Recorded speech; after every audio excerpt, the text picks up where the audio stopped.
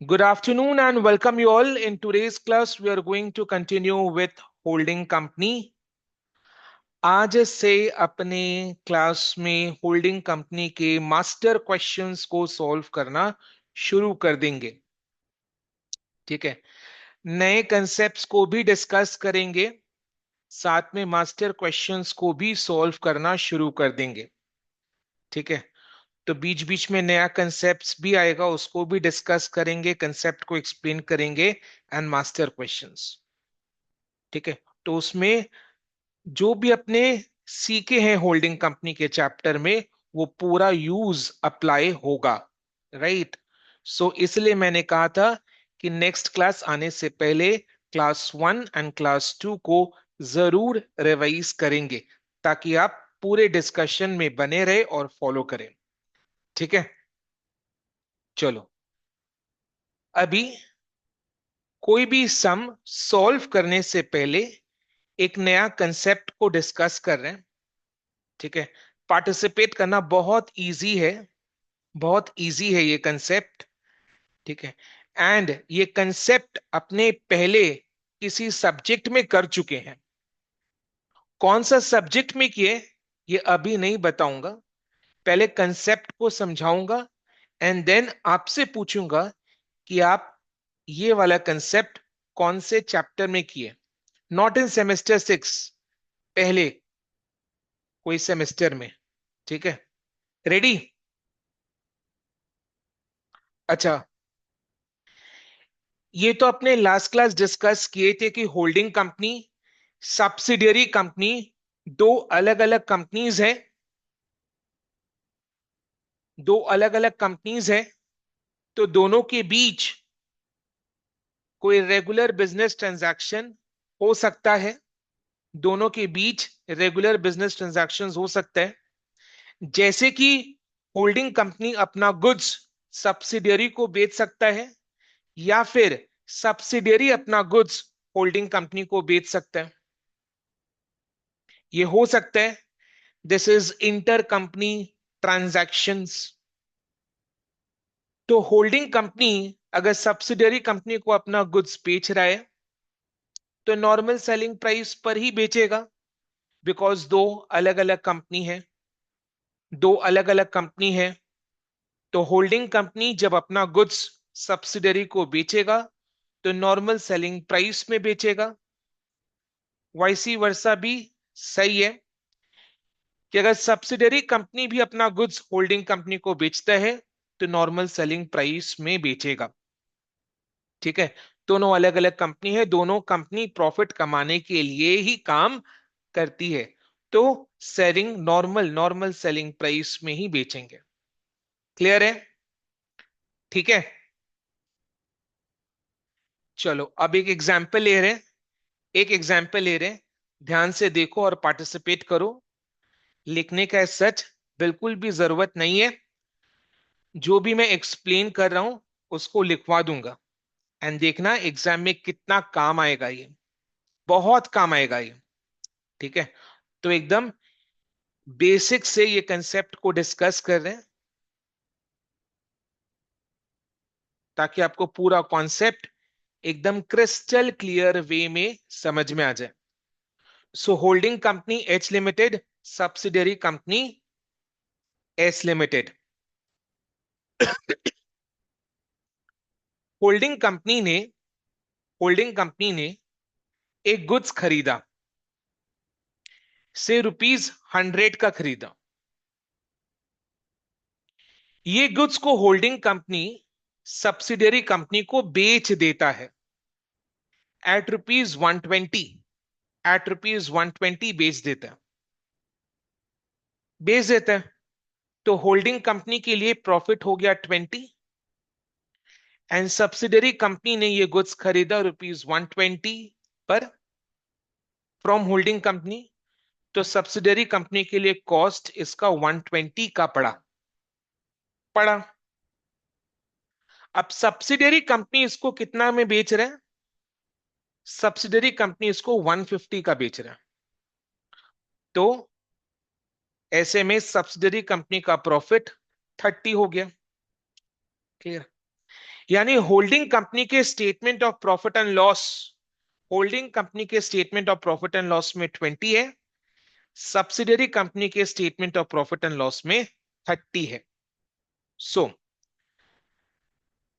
अब क्योंकि holding subsidiary का रिलेशन है, तो इस रिलेशन के नाते holding company has to prepare consolidated financial statements. तो होल्डिंग कंपनी जब कंसोलिडेशन करेगा तो consolidated statement of profit and loss का कितना अमाउंट आएगा, बोलो। Consolidated statement of profit and loss का अमाउंट बोलो। होल्डिंग का प्रॉफिट 20, सब्सिडियरी का प्रॉफिट 30, तो consolidated statement of profit and loss में 50 आएगा। ऐसे ही करते हैं अपने, ऐसे ही करते हैं, ये सुनो। सपोज 100% सब्सिडियरी कंपनी है, ज्यादा कॉम्प्लिकेशंस में नहीं जा रहे, ज्यादा कॉम्प्लिकेशंस में नहीं जा रहे, क्योंकि अभी कंसेप्ट को समझना है, तो एकदम इजी एग्जांपल ले रहे हैं। ठीक है, राइट, कोशिश करो समझने का। 50, तो consolidated statement of profit and loss में 20 प्लस 30 इज इक्वल टू 50 आ रहा है। ये सबके दिमाग में, ये बात सबके दिमाग में समझ में आया? क्लियर है? ठीक है, अब ध्यान से सुनना। क्लियर है? एक बार यस बोल दो ताकि मेरे को कॉन्फिडेंस आए। ओके, चलो, nice, very nice, very nice, excellent. अब holding and subsidiary, they form a group, they are called group companies, they are called group companies. So holding and subsidiary, they form a group, they are called group companies.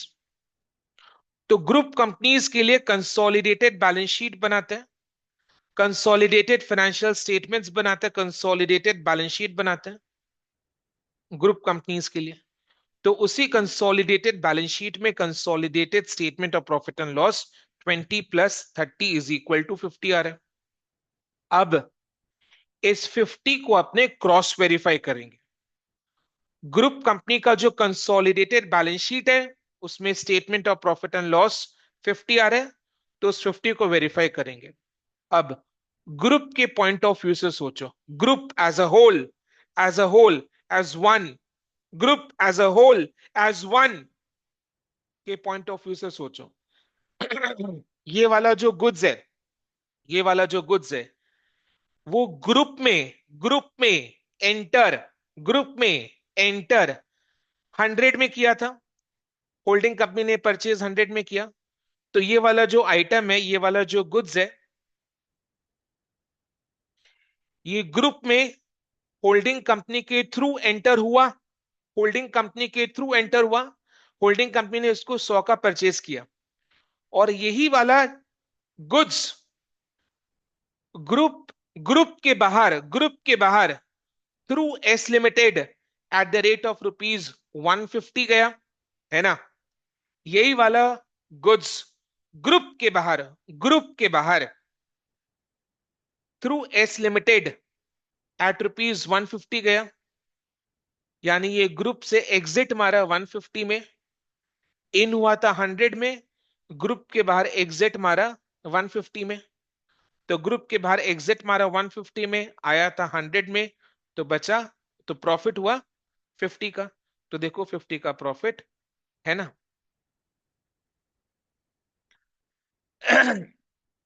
Clear है? हाँ ना, फटाफट जवाब देना, participate, come on guys and girls, right, okay. चलो, अब इसी example को थोड़ा चेंज कर रहे हैं, इसी एग्जाम्पल, सेम एग्जाम्पल को चेंज कर रहे हैं, सेम एग्जाम्पल को चेंज कर रहे हैं। इतना अच्छे से कंसेप्ट समझ में आएगा ना, कोई भी क्वेश्चन में ये एडजस्टमेंट आ जाए, ओपन चैलेंज है। आप इसको रॉन्ग कर ही नहीं पाओगे। एग्जाम्पल को चेंज कर रहे हैं।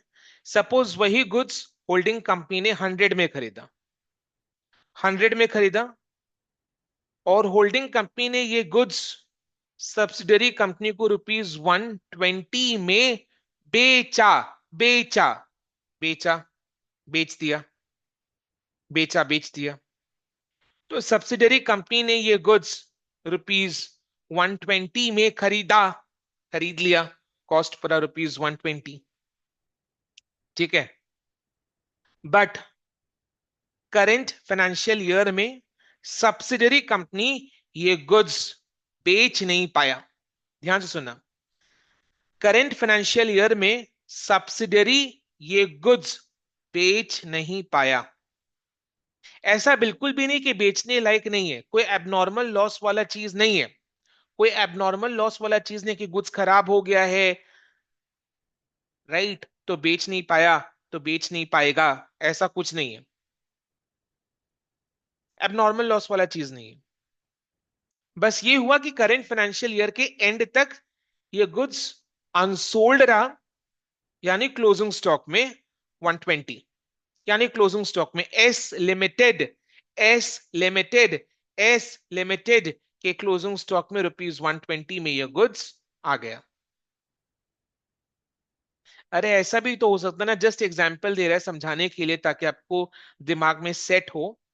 एग्जाम्पल दे रहा हूं, ऐसा भी तो हो सकता है ये जो ट्रांसफर हुआ है,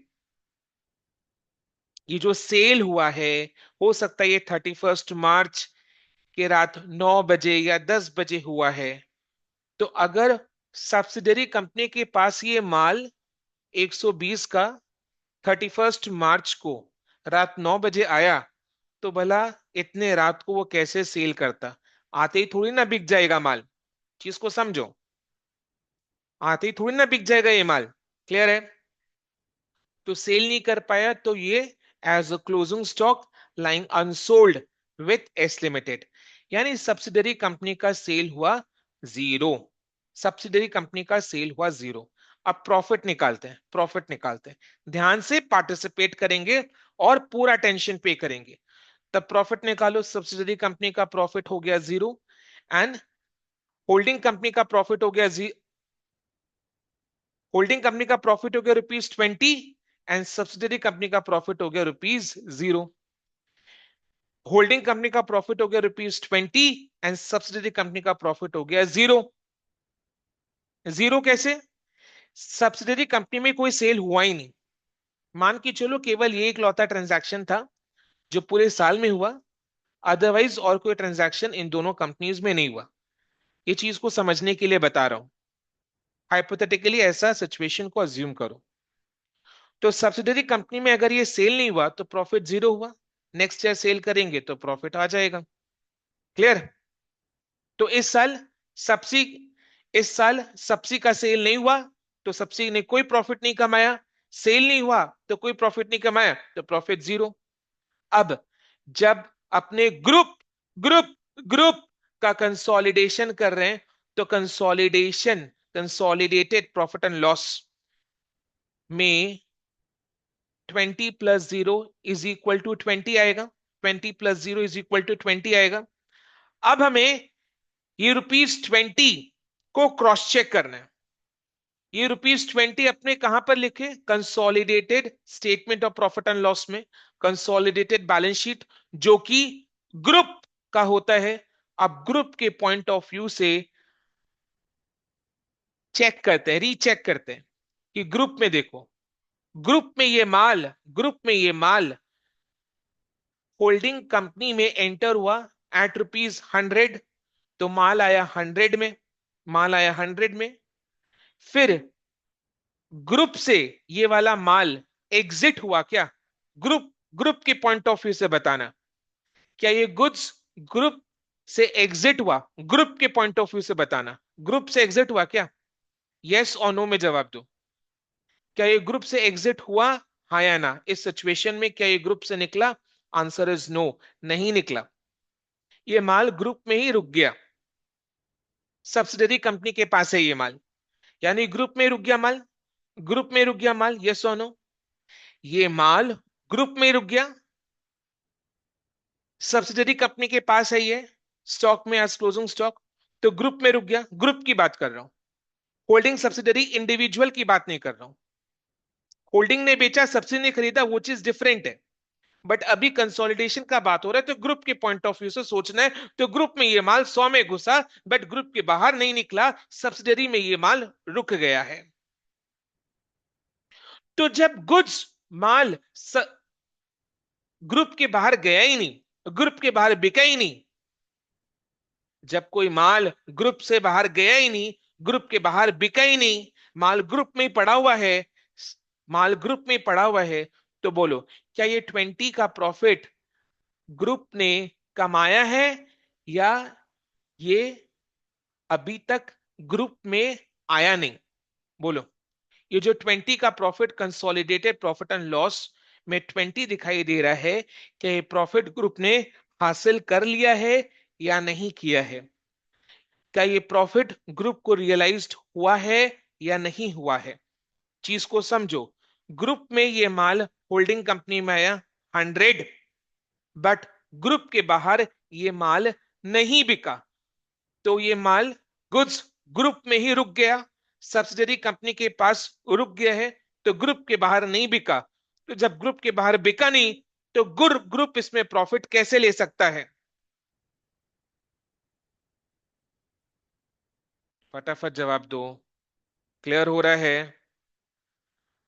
ज्योतिष को is telling not realised, Archi is telling not realised, Riya is telling नहीं हुआ है, तोशु यस ठीक है।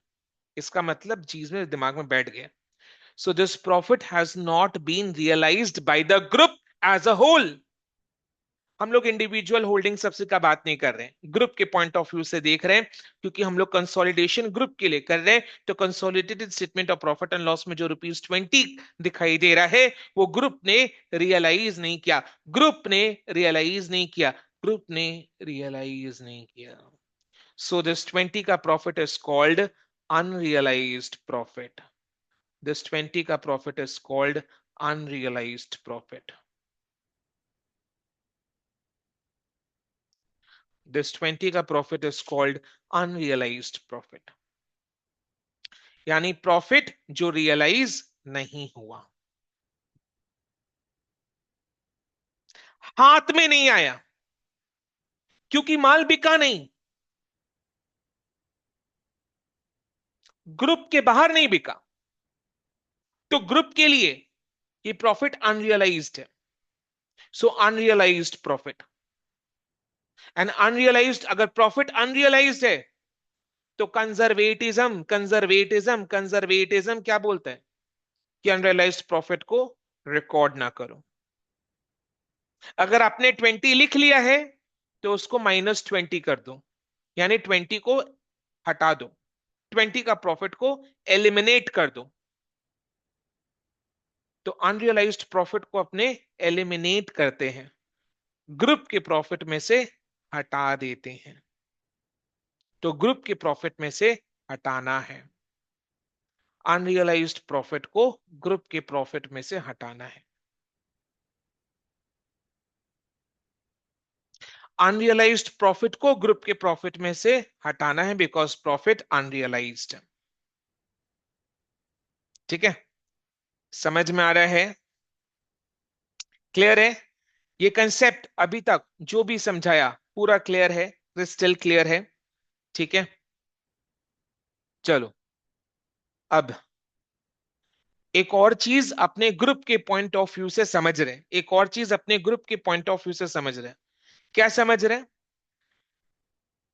कि ये एस लिमिटेड के पास जो क्लोजिंग स्टॉक पड़ा हुआ है, एस लिमिटेड के पास जो क्लोजिंग स्टॉक पड़ा हुआ है ₹120, एस लिमिटेड के लिए क्लोजिंग स्टॉक ₹120 का है, उसमें कोई दो राय नहीं है। एस लिमिटेड ने इसको 120 का खरीदा, तो एस लिमिटेड के लिए क्लोजिंग स्टॉक ₹120 का है, इसमें कोई दो राय नहीं है। 120 का 120 देने देना है। बट ग्रुप कंसोलिडेशन ग्रुप का कर रहे हैं, ग्रुप के पॉइंट ऑफ व्यू से सोचो, क्या ये क्लोजिंग स्टॉक 120 का है या 100 का है? ग्रुप के लिए ये स्टॉक का कॉस्ट, कॉस्ट रुपीज 100 है। ग्रुप के पास जो ये क्लोजिंग स्टॉक, ग्रुप के पास इस क्लोजिंग स्टॉक का कॉस्ट रुपीज 100 का है। ये सोनो, on closing stock is valued at cost or NRV whichever is lower। Closing stock को अपने कॉस्ट में वैल्यूएशन करते हैं। ग्रुप के लिए ये वाले क्लोजिंग स्टॉक का, ग्रुप के लिए हम लोग कंसोलिडेशन कर रहे हैं ना, वो ग्रुप के लिए होता है। सो ग्रुप के लिए इस क्लोजिंग स्टॉक का दाम 100 रुपए का है, ग्रुप के लिए 100 रुपए का है, ग्रुप के लिए 100 रुपए का है, 120 का नहीं है। तो ग्रुप जब अपना बैलेंस शीट बनाएगा तो उसमें इन्वेंट्रीज, स्टॉक इन ट्रेड 100 का लिखेगा, 100 का लिखेगा, ना कि 120 का, बिकॉज ग्रुप के लिए इसका कॉस्ट 100 का है, ना कि 120 का है। तो ग्रुप अपने कंसोलिडेटेड बैलेंस शीट में इन्वेंटरीज, स्टॉक इन ट्रेड 100 का लिखेगा, ना कि 120 का। तो ग्रुप क्या करेगा, 120 में स्टॉक पड़ा हुआ है, वहां से 20 माइनस कर देगा, वहां से 20 माइनस कर देगा, आ जाएगा रुपीज 100।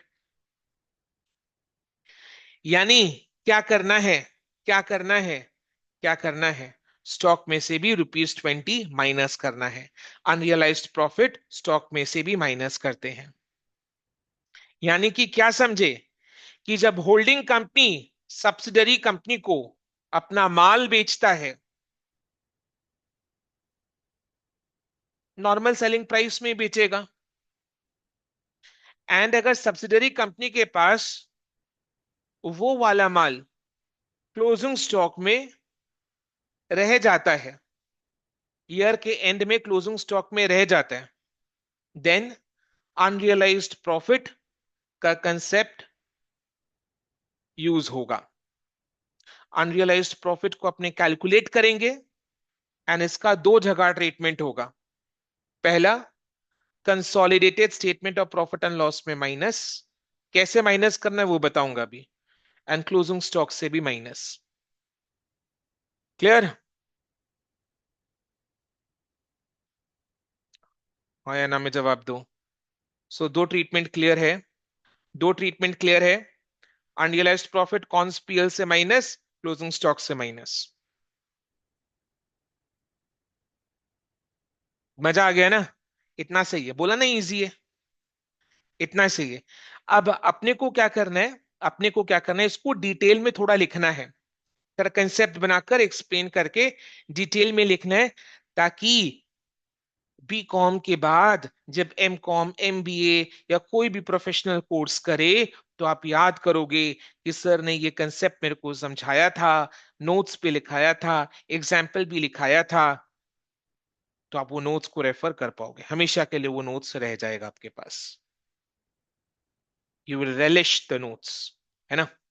तब इसको लिखेंगे। So this is basically unrealised profit का कंसेप्ट, जो कि अपने को पढ़ना है। ठीक है, लिखो, टॉपिक का हेडिंग डालेंगे,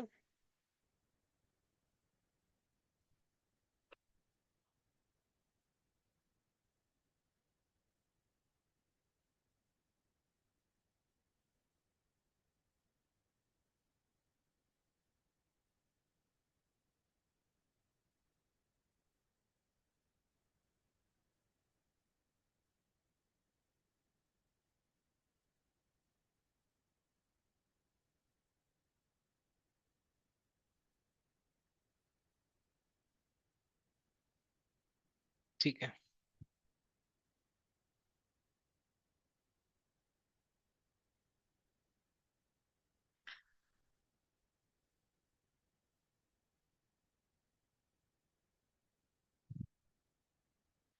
When goods are sold between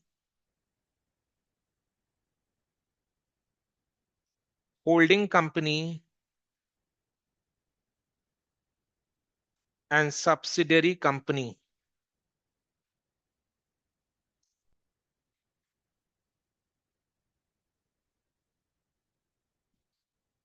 holding company जो आपके सिलेबस में है ना,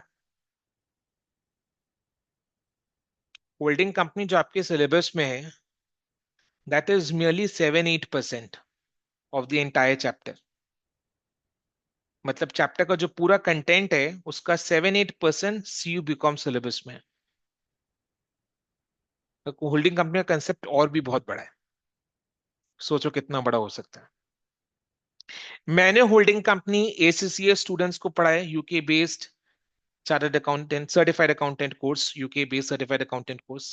एसीएस स्टूडेंट्स को होल्डिंग कंपनी पढ़ा है कंसोलिडेशन, वो पूरा यूके बेस्ड है, यूके के स्टैंडर्ड्स के हिसाब से है, आईएफआरएस के हिसाब से है। ठीक है।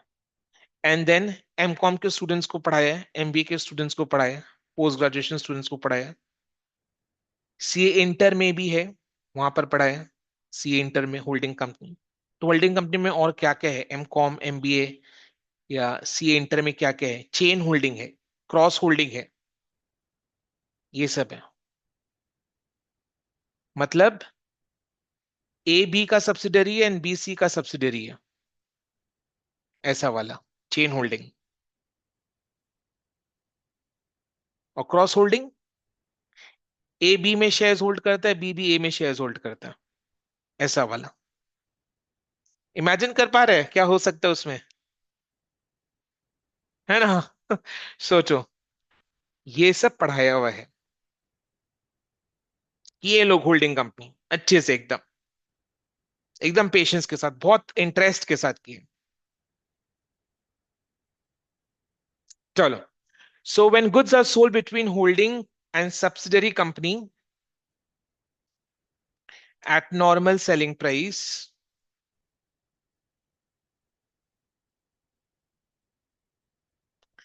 then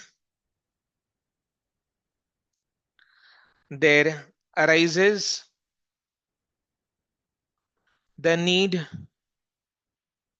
to calculate unrealized profit and eliminate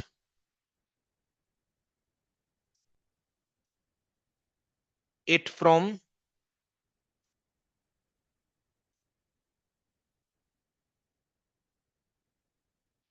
the group's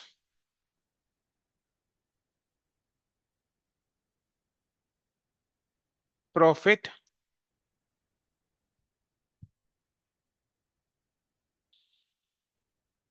and also from the group's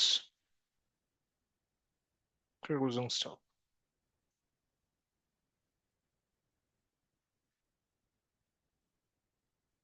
When goods are sold between holding company, मैंने ऐसे क्यों लिखा goods are sold between holding company, because holding company subsi को बेच सकता है, सब्सी holding को बेच सकता है, तो कुछ भी हो सकता है। हम लोग दोनों सिचुएशंस अभी अलग अलग सेपरेटली डिस्कस करके करेंगे। So when goods are sold between holding company and subsidiary company at normal selling price, there arises the need to calculate unrealized profit and eliminate it from the group's profit and also from the group's closing stock. Clear?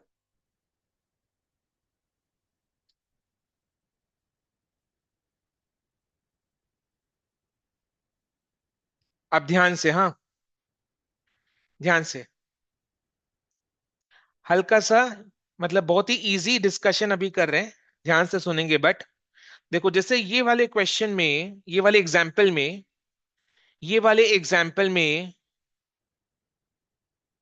Example में holding ने subsidiary को बेचा, holding ने subsidiary को बेचा, yes no फटाफट, holding ने सब्सी को बेचा, तो किसका प्रॉफिट अनरियलाइज्ड है? होल्डिंग ने सब्सी को बेचा नॉर्मल सेलिंग प्राइस पर, यानी होल्डिंग ने प्रॉफिट ऐड करके बेचा। होल्डिंग ने सब्सी को बेचा एट नॉर्मल सेलिंग प्राइस, यानी होल्डिंग ने प्रॉफिट ऐड करके बेचा। तो होल्डिंग ने जो प्रॉफिट ऐड करके बेचा वो अनरियलाइज्ड है ना? ये चीज क्लियर है? होल्डिंग ने जो प्रॉफिट ऐड करके भेजा वो अनरियलाइज्ड है, बेचा वो अनरियलाइज्ड है। होल्डिंग ने सब्सिडी को गुड्स बेचा eight normal selling price profit add करके। तो होल्डिंग ने जो प्रॉफिट ऐड करके बेचा वो अनरियलाइज्ड है। तो होल्डिंग ने जो प्रॉफिट ऐड करके बेचा वो अनरियलाइज्ड है। ठीक है। तो जब ऐसा होता है तो जब ऐसा होता है तो अनरियलाइज्ड प्रॉफिट अपने होल्डिंग कंपनी के प्रॉफिट जहां पर शो कर रहे हैं, होल्डिंग कंपनी का प्रॉफिट जहां शो कर रहे हैं, सुन लो और समझो, रिपीट नहीं करने वाला। होल्डिंग कंपनी का प्रॉफिट जहां शो कर रहे हैं वहां से अनरियलाइज्ड प्रॉफिट को माइनस करेंगे। होल्डिंग ने सब्सिडरी कंपनी को गुड्स बेचा eight normal selling price profit add करके।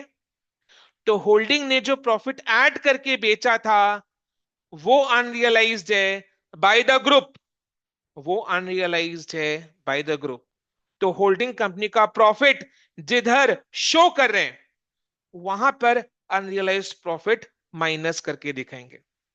अनरियलाइज्ड प्रॉफिट माइनस करके दिखाना है वो बात श्योर है, बट किधर दिखाना है वो जगह का डिस्कशन हो रहा है कि अनरियलाइज्ड प्रॉफिट माइनस जो करेंगे वो कहां पर करेंगे, किस जगह करेंगे, प्रॉफिट से किस जगह करेंगे। प्रॉफिट से माइनस करना है ये फिक्स्ड है, ये करना है, प्रॉफिट से माइनस करना है, बट किधर माइनस करना है, किस जगह करना है, वो जगह का डिस्कशन हो रहा है। तो होल्डिंग ने अगर सब्सिडरी को गुड्स बेचा तो अनरियलाइज्ड प्रॉफिट, होल्डिंग का प्रॉफिट जिधर शो कर रहे हैं वहां से माइनस होगा। होल्डिंग का प्रॉफिट जिधर शो कर रहे हैं वहां से माइनस होगा। प्रॉफिट से माइनस होगा वो फिक्स्ड है, कहां माइनस होगा वो बता रहा हूं। होल्डिंग का प्रॉफिट जहां शो कर रहे हैं वहां माइनस होगा। एंड होल्डिंग का प्रॉफिट अपने कहां शो करता है, consolidated statement of profit and loss में। Consolidated statement of profit and loss में। Consolidated statement of profit and loss में। सर आपने तो अभी वही तो बोला। हाँ बोला। क्या हुआ तो रिपीट कर दिया। कॉन्स्पियल से माइनस करेंगे, क्या हुआ तो रिपीट कर दिया। सुन लो ना, समझ लो ना, कोई रीजन होगा, कोई ऑब्जेक्टिव होगा रिपीट करने का। तो कॉन्स्पियल से माइनस किया एंड 20 रुपीज तो स्टॉक से माइनस कर देंगे। 20 जो अनरियलाइज्ड प्रॉफिट है वो स्टॉक से भी तो माइनस होगा ना। तो कंसोलिडेटेड बैलेंस शीट में stock, holding plus subsidiary minus unrealised profit, ऐसे करके आएगा। यस और no. Holding plus subsidiary minus unrealised profit ऐसे करके आएगा। क्लियर है? क्लियर है हाँ या ना बोलो। चलो डन। सर वही तो आपने बोला अभी। ठीक है कोई बात नहीं। चलो लिखो।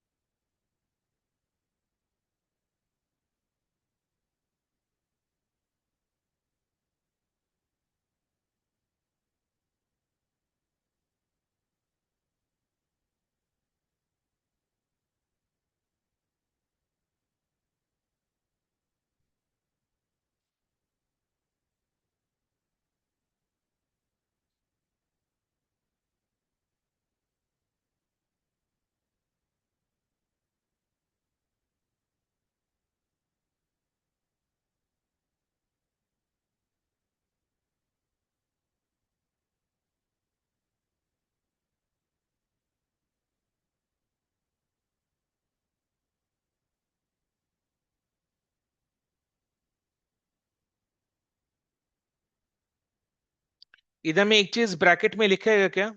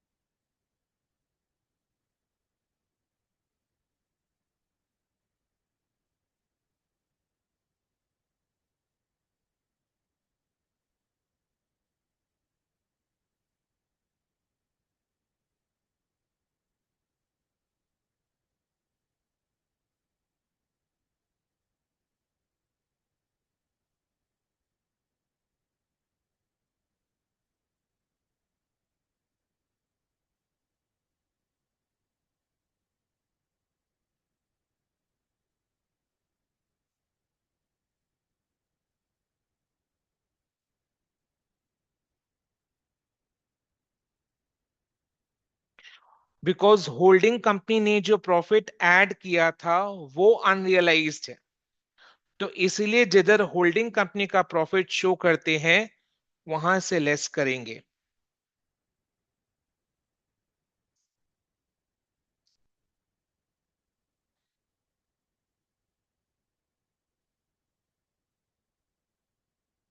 ठीक है जी। Yes no.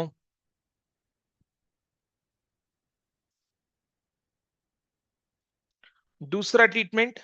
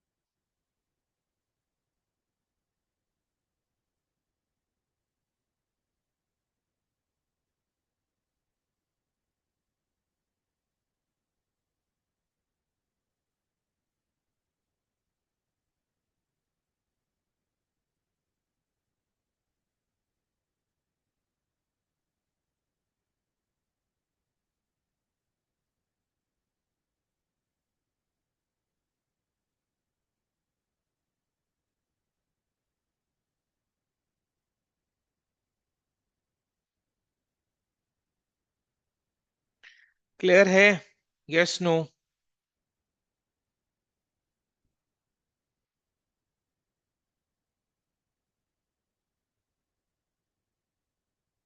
आगे बढ़े।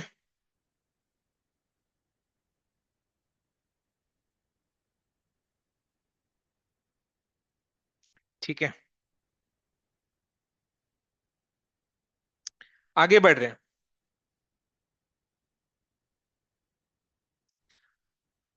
अनरियलाइज्ड प्रॉफिट प्रॉफिट से माइनस होगा, स्टॉक से माइनस होगा। दिस इज यूनिवर्सल ट्रुथ, सच है, ये कहीं चेंज नहीं होगा।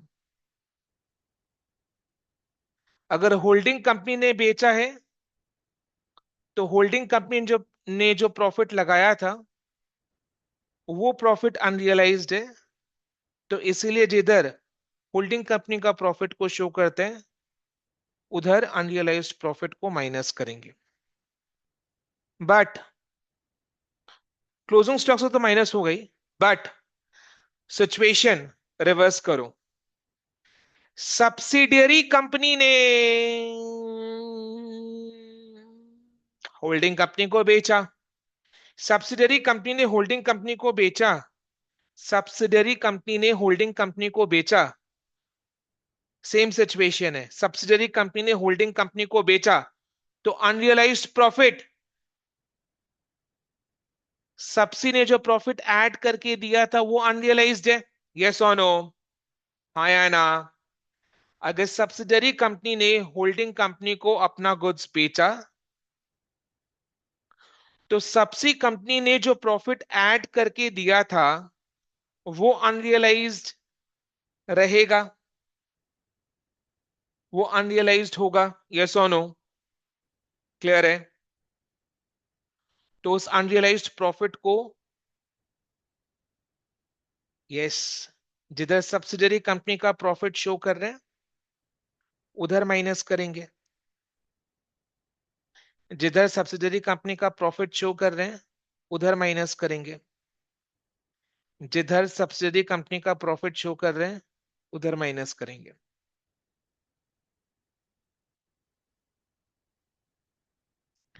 सब्सिडियरी कंपनी ने होल्डिंग कंपनी को गुड्स बेचा।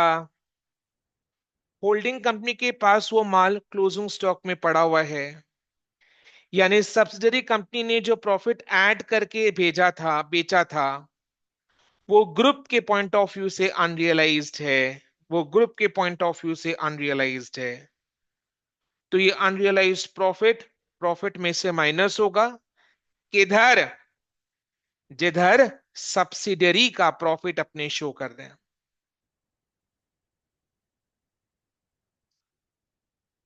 क्वेश्चन, सब्सिडियरी का प्रॉफिट किधर शो कर रहे हैं? कौन बता पाएगा? कौन बता पाएगा वो जगह? जो बता देगा दिल जीत लेगा वो मेरा। बोलो किधर? एनालिसिस ऑफ प्रॉफिट में। एनालिसिस ऑफ प्रॉफिट किसका हो रहा है? सब्सिडियरी कंपनी का हो रहा है। एनालिसिस ऑफ प्रॉफिट किसका हो रहा है? सब्सिडियरी कंपनी का हो रहा है। तो एनालिसिस ऑफ प्रॉफिट के स्टेटमेंट में, इस सिचुएशन में एनालिसिस ऑफ प्रॉफिट के स्टेटमेंट में अनरियलाइज्ड प्रॉफिट को माइनस करेंगे जब सबसी कंपनी होल्डिंग को गुड्स बेच रहा है। इन दैट केस ये अनरियलाइज्ड प्रॉफिट, सबसी कंपनी का प्रॉफिट जिधर शो कर रहे हैं उधर माइनस करेंगे। एंड सबसी कंपनी का प्रॉफिट अपने किधर शो कर रहे हैं? एनालिसिस ऑफ प्रॉफिट के स्टेटमेंट में। एनालिसिस ऑफ प्रॉफिट किसका हो रहा है? सबसी कंपनी का हो रहा है। तो वहां से ये वाला अनरियलाइज्ड प्रॉफिट माइनस होगा। सर एनालिसिस ऑफ प्रॉफिट में तो प्री पोस्ट है। क्वेश्चन, किससे माइनस करे अनरियलाइज्ड प्रॉफिट? प्री से या पोस्ट से? लॉजिक लगाओ। अनरियलाइज्ड प्रॉफिट का कंसेप्ट अराइज कब हो रहा है? जब होल्डिंग सबसी का होल्डिंग बना एंड सबसी होल्डिंग का सबसी बना, उसके बाद ही हुआ ना। उसके बाद ही तो ये अनरियलाइज्ड प्रॉफिट का कंसेप्ट अराइज होता है। उससे पहले तो नहीं। एक्विजिशन से पहले तो नहीं, एक्विजिशन के बाद ही। यानी जब ग्रुप बनता है तब अनरियलाइज्ड प्रॉफिट का झमेला आता है। जब ग्रुप बनने के बाद अनरियलाइज्ड प्रॉफिट का झमेला आता है, तो ग्रुप बनने के बाद अगर अनरियलाइज्ड प्रॉफिट का झमेला आ रहा है तो वो post acquisition profit and loss से माइनस होगा। Post acquisition profit and loss से माइनस होगा। Very good Toshu. Post acquisition profit and loss से माइनस होगा। Very good Keshu, Toshu and Riyu, तीनों का जवाब सही है। देखो तोशु ऐसे हम खाली इंस्ट्रक्शंस नहीं पास करता है कि ऐसे माइनस करना, वैसे माइनस करना, इधर कर लेना, वो कर लेना। पूरा लॉजिक बताया। Why post acquisition? Because unrealised profit तो तभी अराइज होगा ना जब होल्डिंग सबसी का संबंध जुड़ा आपस में, यानी ग्रुप बना। अदरवाइज तो दोनों अपने आप में परचेज सेल कर रहे हैं तो क्या फर्क पड़ता है? थोड़ी ना अपने अनरियलाइज्ड प्रॉफिट किसी भी कंपनी के statement of profit and loss से माइनस या करने जाएंगे। कब हो रहा है ये चीज? कंसोलिडेशन की टाइम, यानी ग्रुप बनने के बाद। तो हमेशा पोस्ट। क्लियर? तो दोस्तों 100 बात की एक बात, 100 बात की एक बात, क्या चीज अडिग है? अडिग सत्य। सत्य क्या है? कि अनरियलाइज्ड प्रॉफिट माइनस होता है, प्रॉफिट से माइनस होता है, और क्लोजिंग स्टॉक से भी माइनस होता है। ये परम सत्य है। बट अगर होल्डिंग कंपनी ने सबसी को गुड्स बेचा तो होल्डिंग ने कमाया। तो जिधर होल्डिंग का प्रॉफिट आ रहा है उधर से अनरियलाइज्ड प्रॉफिट को माइनस करेंगे कंसोलिडेटेड प्रॉफिट एंड लॉस से। बट अगर सबसी ने होल्डिंग को गुड्स बेचा है तो सबसी ने कमाया, तो अनरियलाइज्ड प्रॉफिट उधर से माइनस करेंगे जिधर सबसी का एनालिसिस ऑफ प्रॉफिट हो रहा है, और हमेशा पोस्ट से। बिकॉज ये अनरियलाइज्ड प्रॉफिट का कंसेप्ट जागरूक कब होता है? जब कंसोलिडेशन करना पड़ता है, जब होल्डिंग सबसी का रिलेशन बनता है, जब ग्रुप फॉर्म होता है। तो हमेशा पोस्ट से। स्टॉक से तो माइनस हो गई। स्टॉक कैसे कैलकुलेट करेंगे? होल्डिंग प्लस सबसी माइनस अनरियलाइज्ड प्रॉफिट, बस। समझ में आया? इस तरीके से, अपनी बड़ाई नहीं कर रहा हूं, कसम से, इस तरीके से अनरियलाइज्ड प्रॉफिट का कंसेप्ट विथ एग्जाम्पल, इतना सिंपल वे में ट्रीटमेंट कोई भी बुक्स में नहीं मिलेगा, बिकॉज बुक्स में क्या रख कर रखा है, तौबा तौबा देखोगे तो कंफ्यूजन हो जाएगा।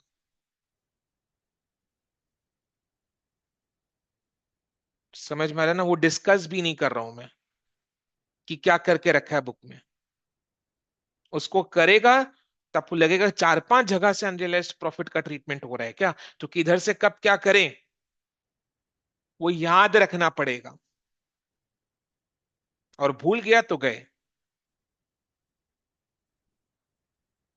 दूसरा बात, इन लोग इस तरह के ट्रांजैक्शंस को नाम देता है down stream upstream, down stream upstream. तो नाम याद रखो। हाँ, अपस्ट्रीम में क्या हुआ है या डाउनस्ट्रीम में क्या हुआ है, ये चीज याद रखो।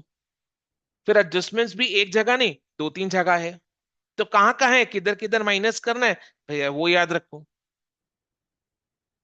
है ना, बहुत झोल है, खोलना मत बुक को। बट हाँ, जब सारे एग्जाम्स ओवर हो जाए तो एक बार बुक खोल के जरूर देखना। सर नहीं पकड़ लिया, सैरेडॉन नहीं खा लिए, तो मेरे को बताना। चलो करो।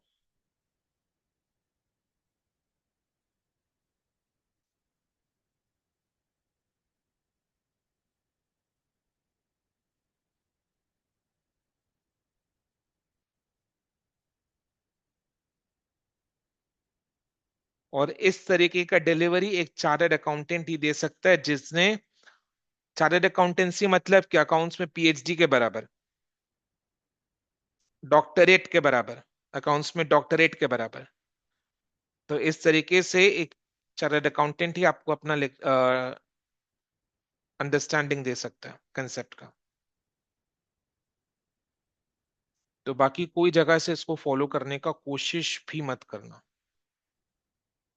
पाप हो जाएगा, ज्यादती हो जाएगा आप पर, और कुछ नहीं। बिकॉज सब रट के बैठे हुए हैं।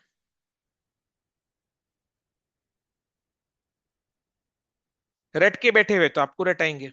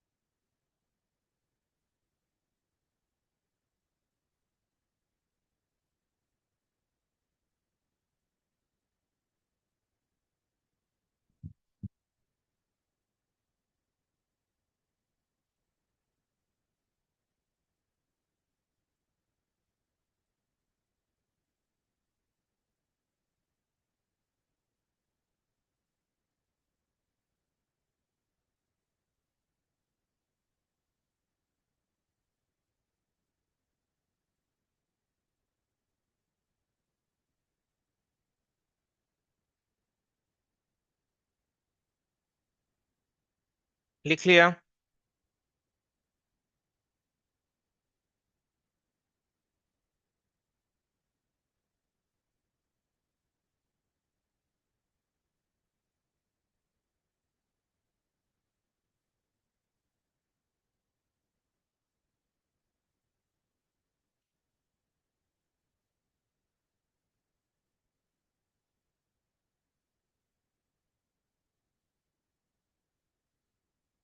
क्लियर, लिखा, आगे बढ़े।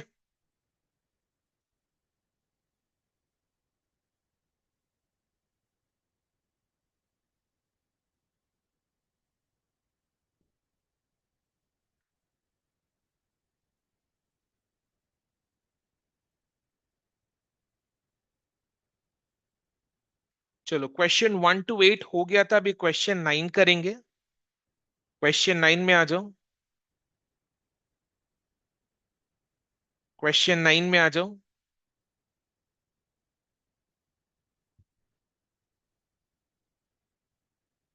चलो, on first,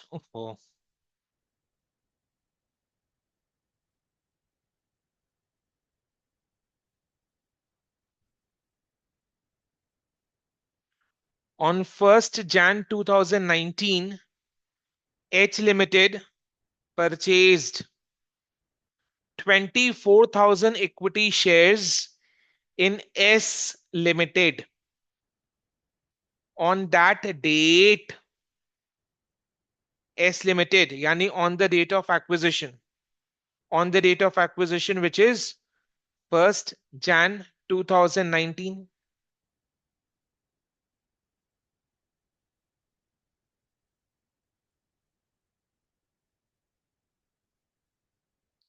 On that date, S Limited had rupees 2,500 in general reserve, rupees 2,500 in general reserve, and rupees 37,500 and rupees 37,500 debit, debit, debit, debit. यानी क्या? Loss in statement of profit and loss. यानी statement of profit and loss में 37,500 का loss show कर रहा है on the date of acquisition. घबराना नहीं, एकदम इजी है, रुक जाओ, डिस्कस करेंगे। अब from the balance sheet on 31st December 2019, prepare a consolidated balance sheet. अब बताओ, बैलेंस शीट में सब्सिडियरी कंपनी के statement of profit and loss में कितना देख रहे हैं?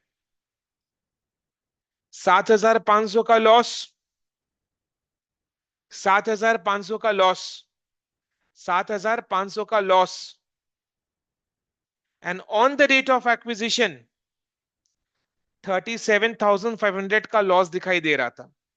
यानी 1st Jan 2019 को on the date of acquisition 37,500 का लॉस। अभी ईयर एंड के बैलेंस शीट में 31st December 2019 को statement of profit and loss में केवल 7,500 दिखाई दे रहा है लॉस। यानी क्या हुआ 2019 में? क्या हुआ 2019 में? क्या हुआ बोलो? प्रॉफिट हुआ है पोस्ट एक्विजिशन, प्रॉफिट हुआ है पोस्ट एक्विजिशन, प्रॉफिट हुआ है पोस्ट एक्विजिशन। समझ में आया? 1st Jan 2019 को statement of profit and loss में डेबिट बैलेंस 37,500 का है, which is pre acquisition, and then balance sheet के डेट में ईयर एंड में 31st December 2019 को statement of profit and loss में दिखाई दे रहा है लॉस 7,500। तो केवल 7,500 का लॉस, जबकि ईयर के स्टार्टिंग में on the date of acquisition 37,500 का लॉस का बैलेंस था। अभी ईयर एंड में लॉस कम हुआ है, statement of profit and loss का बैलेंस कम हुआ है, 7,500 का डेबिट बैलेंस दिखाई दे रहा है। तो ये जो कम हुआ है, इसका रीजन, इसका कारण क्या है? कितने का प्रॉफिट बोलो? कितने का प्रॉफिट? कौन बताएगा? फटाफट आंसर आना चाहिए। कितने का profit? Very good Sadaf, Keshav, Archi, excellent, Pandya. 30,000 का प्रॉफिट। तो शो समझ में आया ना? So post acquisition profit 30,000, pre acquisition profit minus 37,500, pre acquisition profit minus 37,500 and post acquisition profit 30,000। Clear? अच्छा, रिजर्व्स में ये 7,500 होगा, नॉट 75,000। हाँ, प्रिंटिंग मिस्टेक है। रिजर्व्स में 7,500 का, नॉट 75,000। क्लियर? 7,500। अभी देखो, on the date S limited had, on that date means on the date of acquisition S Limited had rupees 2500 in general reserve. यानी on the date of acquisition general reserve में 2500 है which is pre acquisition. अभी balance sheet की rate में year end में general reserve में 7500 है, यानी पोस्ट एक्विजिशन कितना हुआ? पोस्ट एक्विजिशन कितना हुआ? फटाफट जवाब दो। 5000। 5000 क्लियर? तो चलो हो गया। अब शेयर कैपिटल का फेस वैल्यू ₹10 है एंड एस लिमिटेड का share capital ₹3 lakh, face value एक शेयर का ₹10, यानी एस लिमिटेड में कितने शेयर्स हुए? कितने शेयर्स हुए? 30,000। 30,000 में से होल्डिंग कंपनी एच लिमिटेड ने कितना शेयर्स अक्वायर कर रखा है? 24,000। So what is the percentage holding? 24,000 divided by 30,000 into 100 which is equal to 80%। यानी होल्डिंग कंपनी का परसेंटेज होल्डिंग इज 80%, सब्सिडियरी का 20%। क्लियर है?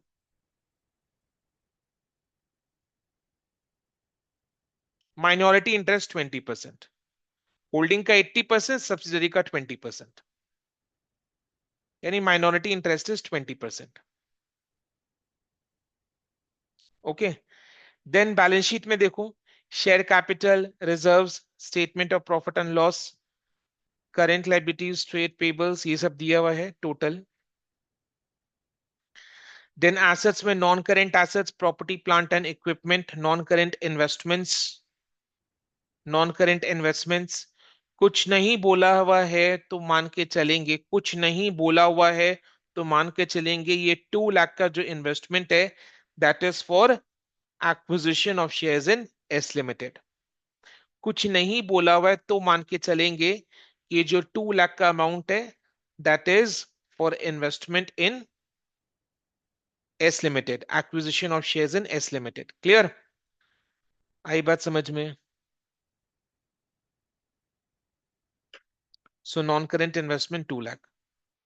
अब बताओ, देखता कितना जन आंसर कर सकता है इसको। Fixed assets standing in the books of S limited.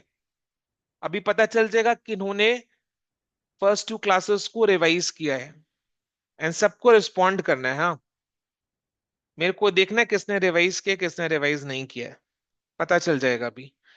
Fixed assets standing in the books of S limited at ₹90,000 considered worth ₹75,000।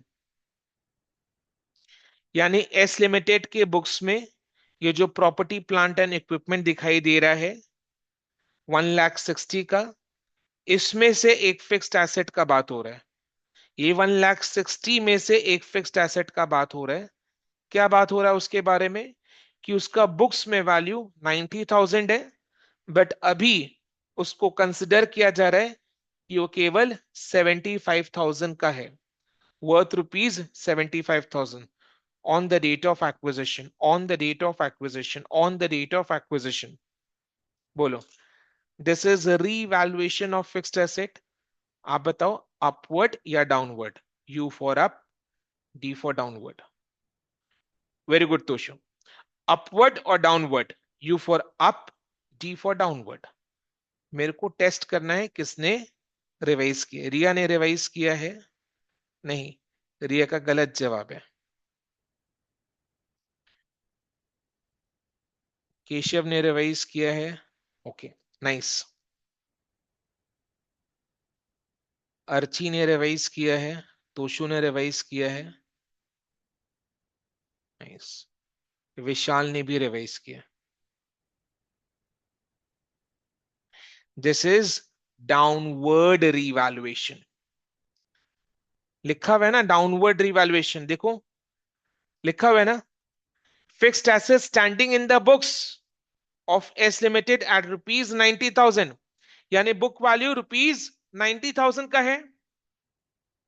जबकि उसका वर्थ केवल 75,000 का है, जबकि उसका वर्थ केवल 75,000 का है on the date of acquisition, यानी असेट का डाउनवर्ड रिवैल्यूएशन हुआ है। तो डाउनवर्ड रिवैल्यूएशन लॉस है, प्रॉफिट में से माइनस करेंगे। तो एनालिसिस ऑफ प्रॉफिट में ये सब्सिडरी कंपनी के फिक्स्ड एसेट का डाउनवर्ड रिवैल्यूएशन है, ये सब्सिडरी कंपनी के एसेट का डाउनवर्ड रिवैल्यूएशन है। तो इसका रिवैल्यूएशन लॉस 15,000, इसका रिवैल्यूएशन लॉस 15,000 सब्सिडरी कंपनी के प्रॉफिट से माइनस करेंगे। सब्सिडरी कंपनी की प्रॉफिट का ट्रीटमेंट कहां हो रहा है? एनालिसिस ऑफ प्रॉफिट में। तो एनालिसिस ऑफ प्रॉफिट में से अपने 15,000 का रिवैल्यूएशन लॉस को माइनस करेंगे। आई बात समझ में? फिक्स्ड एसेट का बुक वैल्यू ₹90,000 का था, बट अभी उसका वर्थ ₹75,000 है, यानी डाउनवर्ड रिवैल्यूएशन हुआ है on the date of acquisition. 15,000 का रिवैल्यूएशन लॉस है। सब्सिडरी कंपनी का फिक्स्ड एसेट का डाउनवर्ड रिवैल्यूएशन ₹15,000 का रिवैल्यूएशन लॉस। ये अपने सब्सिडरी कंपनी का प्रॉफिट जितना दिखा रहे हैं। लॉजिकली समझो, लॉजिकली समझो।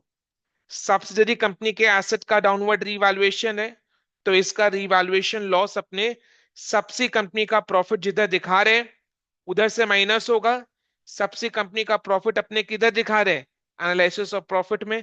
तो एनालिसिस ऑफ प्रॉफिट से 15,000 का डाउनवर्ड रिवैल्यूएशन लॉस माइनस होगा। एनालिसिस ऑफ प्रॉफिट में तो प्री पोस्ट होता है, तो बोलो प्री से माइनस होगा या पोस्ट से माइनस होगा? प्री से माइनस होगा या पोस्ट से माइनस होगा? फटाफट जवाब दो। प्री, पोस्ट, तुरंत आंसर आना चाहिए।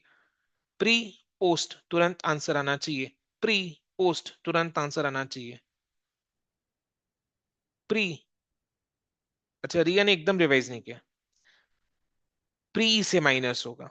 देखो मैंने क्या किया था लास्ट क्लास सम में, प्री से माइनस होगा। क्यों? On that date of acquisition of shares, on that date of acquisition of shares, यानी on that very date of acquisition, so that revaluation loss occurred on the date of acquisition. So this revaluation loss is pre-acquisition. So ये pre-acquisition profit से 15,000 का loss minus होगा। ठीक है।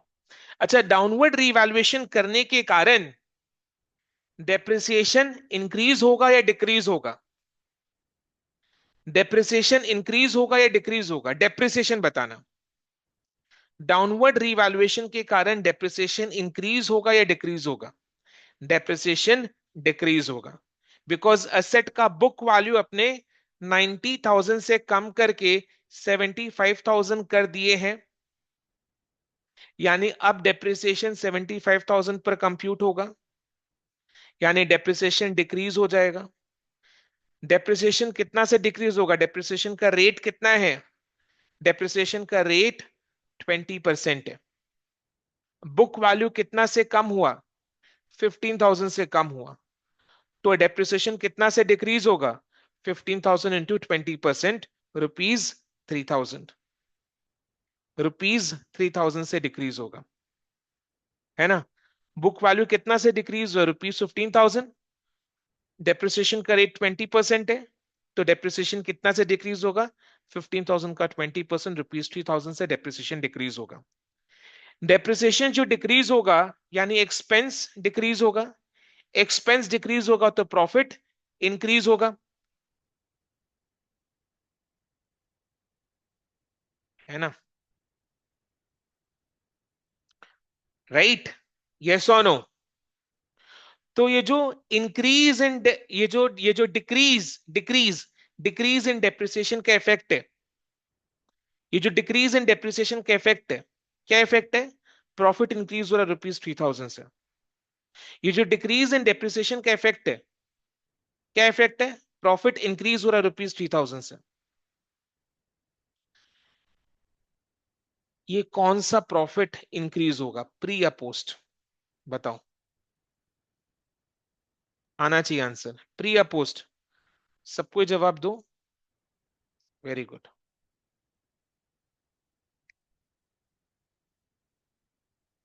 Pre या post?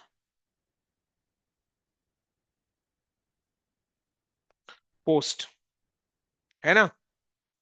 Post acquisition profit, post acquisition profit, subsidiary company का post acquisition profit 3000 से increase हो जाएगा। On the date of acquisition revaluation हुआ, डाउनवर्ड रिवैल्यूएशन हुआ,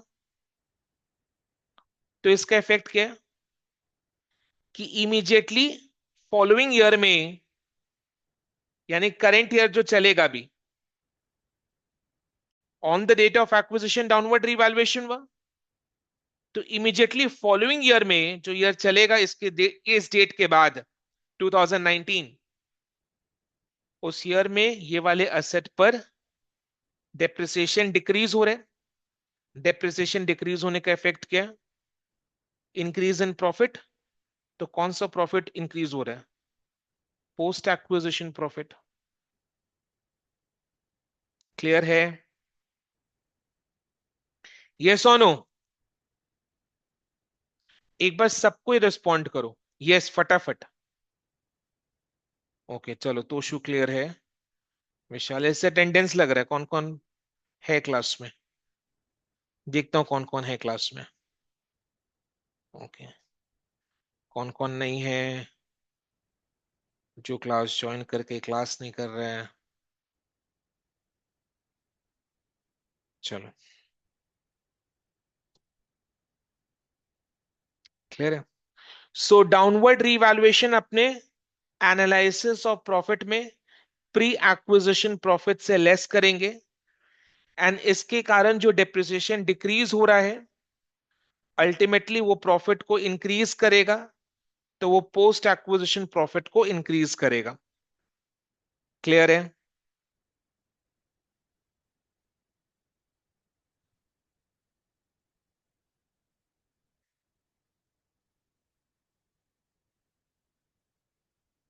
देन बताना, stock of H limited includes rupees 30,000 on which S Limited made a profit of rupees 7,500। बताओ, ये 7,500 का profit stock of H limited includes rupees 30,000 on which S Limited made a profit of rupees 7,500। सो ये 7,500 का profit क्या है? Unrealised profit. क्या करे इसको? प्रॉफिट में से लेस, स्टॉक में से लेस, है ना? प्रॉफिट में से लेस, स्टॉक में से लेस। प्रॉफिट में से लेस किधर करें? एनालिसिस ऑफ प्रॉफिट में करें या consolidated statement of profit and loss में करें? बोलो कहां? ये 7,500 का जो अनरियलाइज्ड प्रॉफिट है, इसको प्रॉफिट में से लेस करेंगे, स्टॉक में से लेस करेंगे। मेरा क्वेश्चन है, जो प्रॉफिट में से लेस करेंगे वो किधर, कौन से किधर प्रॉफिट में से लेस करें? एनालिसिस ऑफ प्रॉफिट में या कॉन्स पीएल में?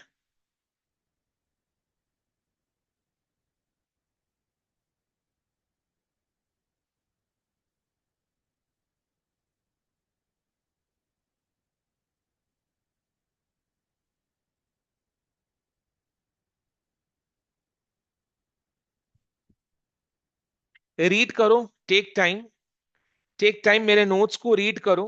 मैं 2 मिनट का टाइम दे रहा हूं, मेरे नोट्स को रीड करो। इतना क्लियरली, इतने अच्छे से एग्जाम्पल दिया है मैंने, नोट्स लिखाया है, इंग्लिश में एक्सप्लेन किया है, तो थोड़ा सा तो उसका मान होना चाहिए ना।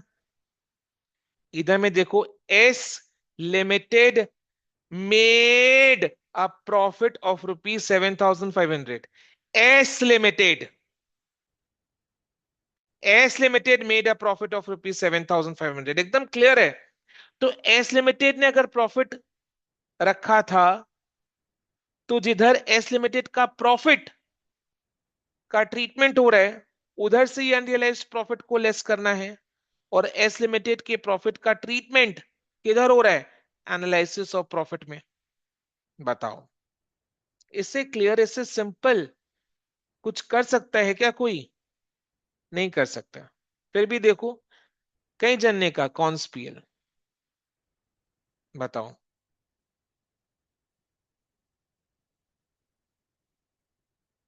गलत ना।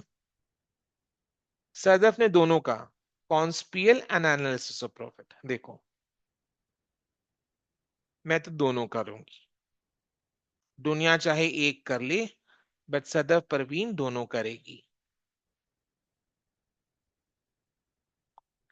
Correct.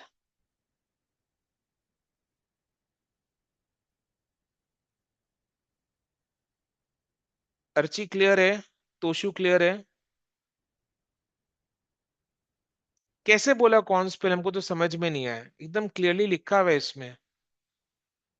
Stock of west limited देखा, दिमाग में भेजा, में घुस गया स्टॉक ऑफ वेस्ट लिमिटेड, तो कॉन्स्पियल से लेस करना। क्या हाँ सर क्लियर? नॉट एक्सपेक्टेड ना। Very bad performance Toshu, very bad. What हाँ sir clear? Stock of west limited देखा तो कॉन्स्पियल। मैंने जो बताया वो चीज को अप्लाई नहीं किया। S limited made a profit, तो एस लिमिटेड के प्रॉफिट का जिधर ट्रीटमेंट हो रहा है, उधर से अनरियलाइज्ड प्रॉफिट को माइनस करेंगे। एस लिमिटेड के प्रॉफिट का ट्रीटमेंट एनालिसिस ऑफ प्रॉफिट के वर्किंग नोट में होता है, तो उधर से अनरियलाइज्ड प्रॉफिट को माइनस करेंगे, वो भी post acquisition statement of profit and loss से। एंड स्टॉक में से तो माइनस होना ही है। बताओ। Not expected.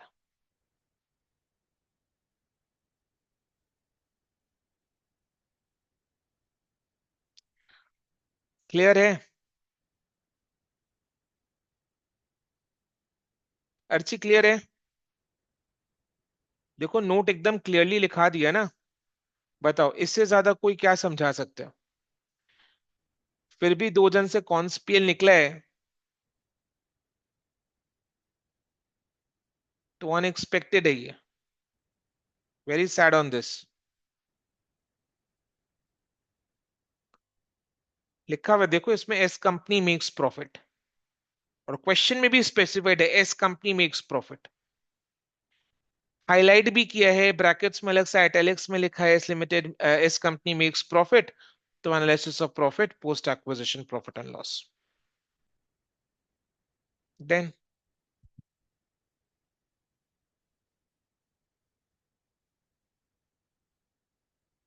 खैर कोई नहीं, चलो, हो गया डिस्कशन।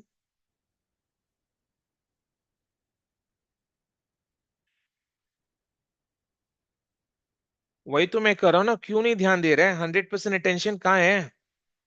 पूरा ध्यान से क्यों नहीं पढ़ रहे अपने? इतना फटाफट, इतना हड़बड़ी क्यों है एग्जाम के टाइम में? क्यों नहीं ध्यान से कर रहे अपने? क्यों नहीं एक बार में सोच कर सही जवाब दे पा रहे? चलो, क्वेश्चन नंबर 9। क्लियर? अभी क्वेश्चन पूरा डिस्कस हो गया है।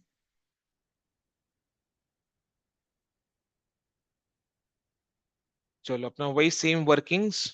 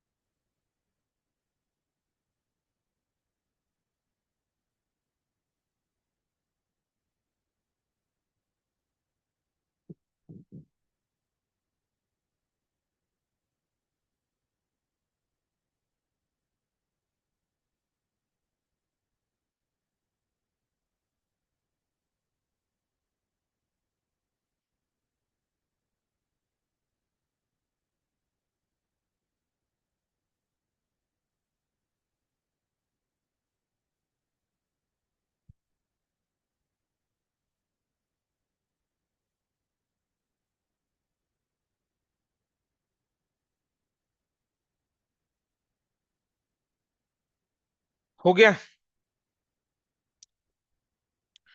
चलो, एनालिसिस ऑफ प्रॉफिट, पहले रिजर्व्स।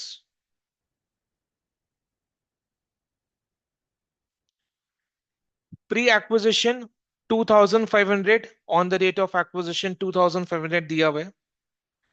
देन बैलेंस शीट में रिजर्व्स का बैलेंस 7500। ये मैंने करेक्ट करवा दिया था, उसमें 75000 लिखा हुआ था, होना चाहिए 7500। सो बैलेंस शीट के डेट में रिजर्व्स का बैलेंस 7500 है, and on the date of acquisition 2500 था, यानी पोस्ट एक्विजिशन 5000।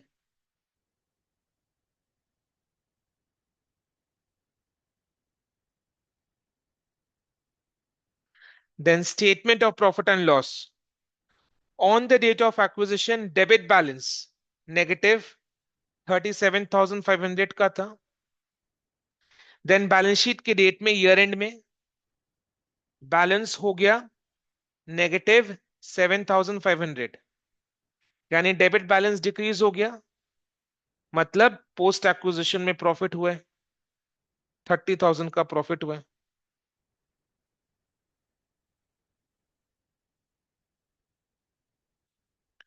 देन नेक्स्ट बताओ, downward revaluation.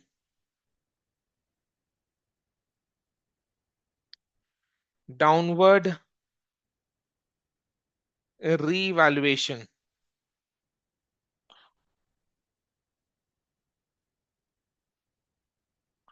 Downward revaluation of fixed assets.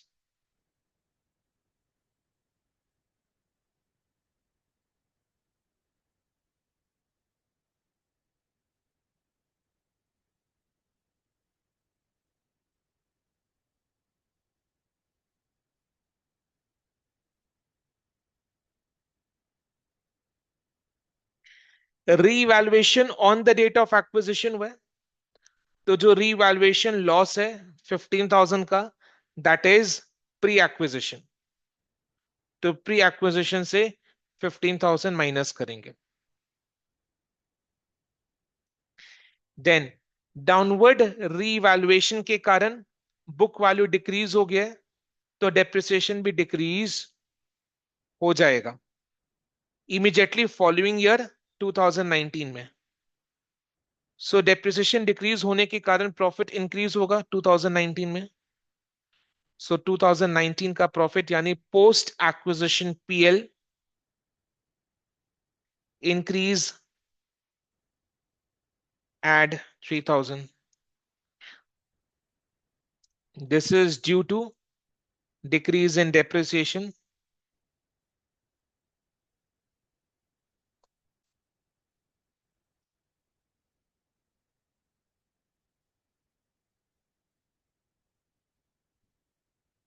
decrease in depreciation due to downward revaluation 3000। Then और क्या आएगा इधर, कौन बता पाएगा? और क्या आएगा इधर? और क्या आएगा इधर, कौन बताएगा? कि क्लोज कर दे बस इसको? Unrealised profit.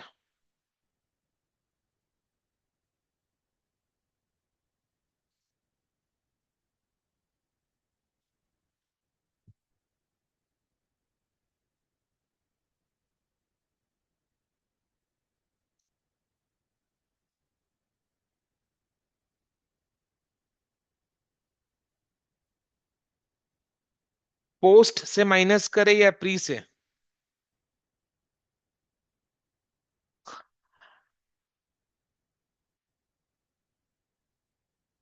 चलो, डर गया बेचारा, पूरा डर गया।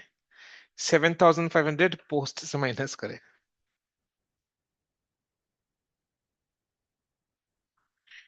ठीक है, अब याद रहेगा ना? अब चाह कर भी नहीं भूल पाएगा।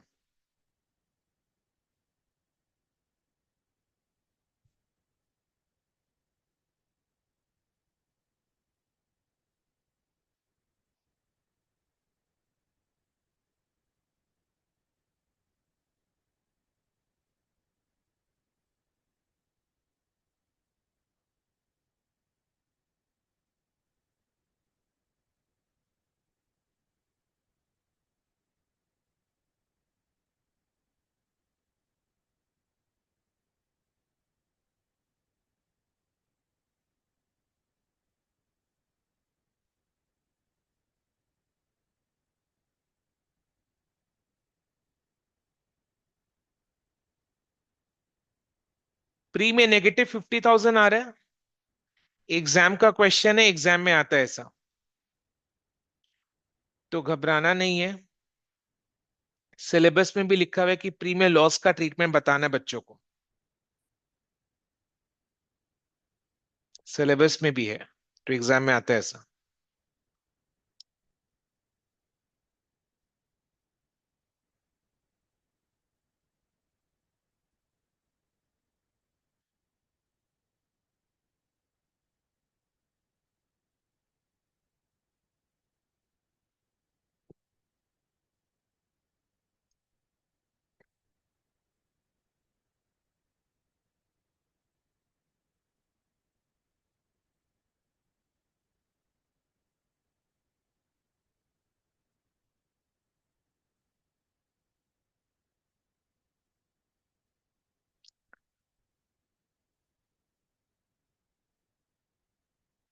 Cost of control.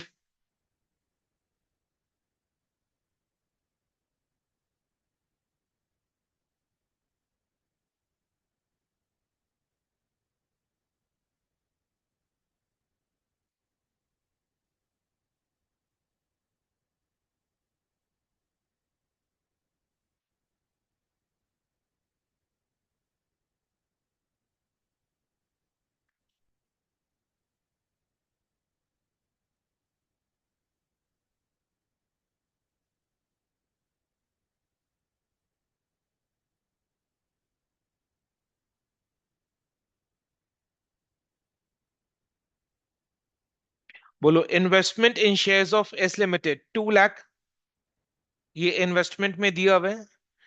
And question है कुछ, कोई अदर चीज, इंफॉर्मेशन नहीं स्पेसिफाई किया है, तो इन्वेस्टमेंट, नॉन करेंट इन्वेस्टमेंट जो 2 लाख है वो पूरा का पूरा अपने मानेंगे कि that is for investment in S limited, that is for acquisition of shares in S limited.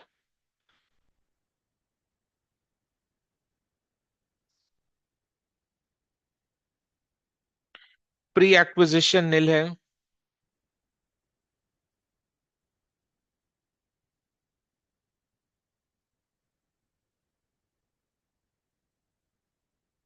Share capital 3 lakh का है।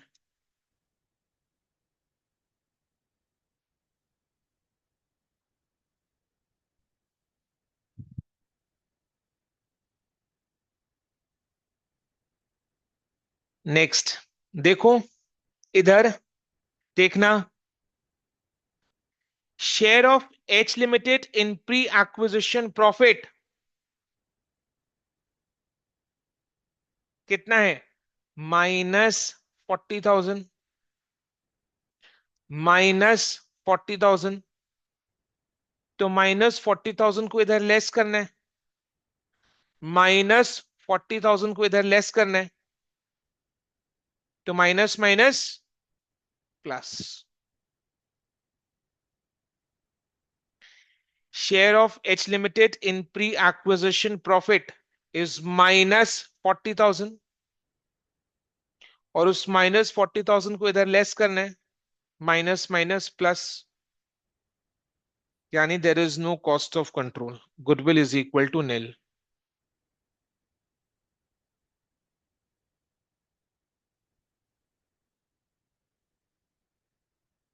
एग्जाम का क्वेश्चन है, ऐसा आता है।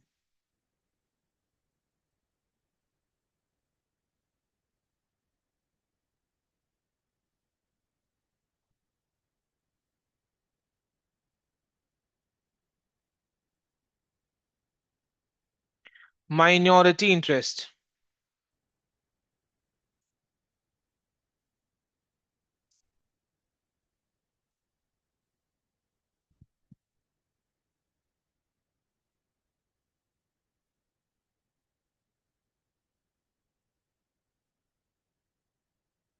Share in pre acquisition profits -10,000, तो -10,000।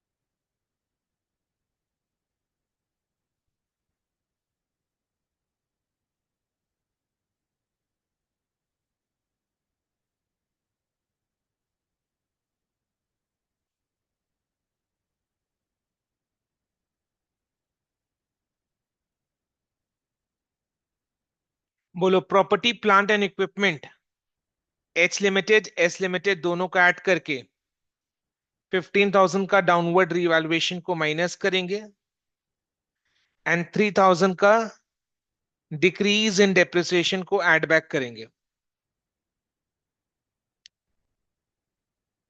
डाउनवर्ड रिवैल्यूएशन के कारण डेप्रिसिएशन डिक्रीज हो रहा है, डेप्रिसिएशन डिक्रीज हो रहा है तो बुक वैल्यू इंक्रीज हो रहा है, इसलिए ऐड ऐड किया। डाउनवर्ड रिवैल्यूएशन के कारण डेप्रिसिएशन डिक्रीज हो रहा है, डेप्रिसिएशन डिक्रीज हो रहा है तो बुक वैल्यू इंक्रीज हो रहा है।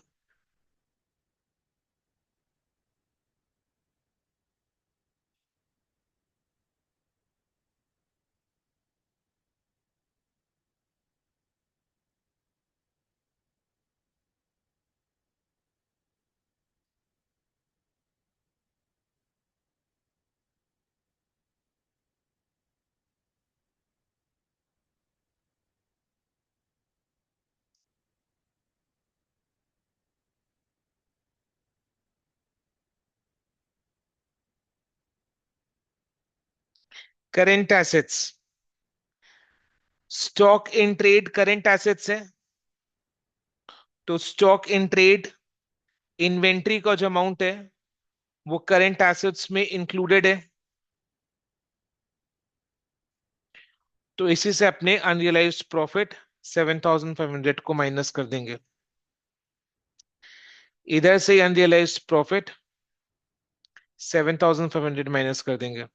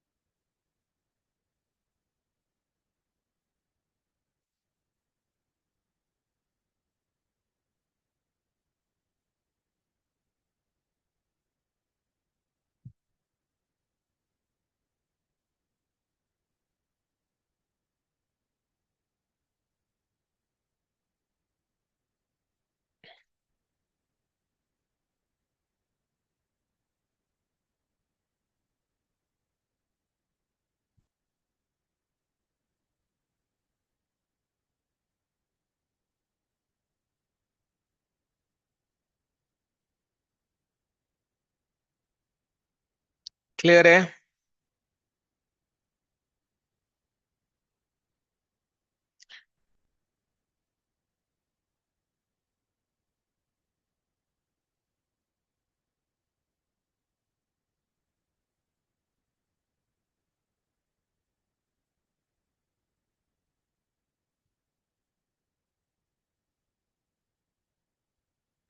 समझ में आया? ये क्वेश्चन क्लियर है? अनरियलाइज्ड प्रॉफिट का कंसेप्ट क्लियर है? Yes no?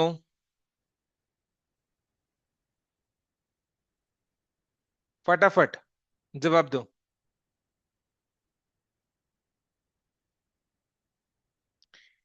डेफिनेटली एक बार रिवाइज करेंगे तो और सेट हो जाएगा दिमाग में, एंड इस क्वेश्चन को एक बार खुद से लिखकर प्रैक्टिस करना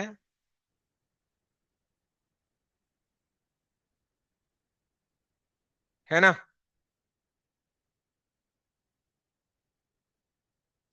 ठीक है, ओके देन, चलो आज के लिए इतना ही। Thank you so much. आज अपने यहीं पर एंड कर रहे हैं, नेक्स्ट क्लास कल इसको कंटिन्यू करेंगे। आज के लिए इतना ही, thank you so much and bye, take care.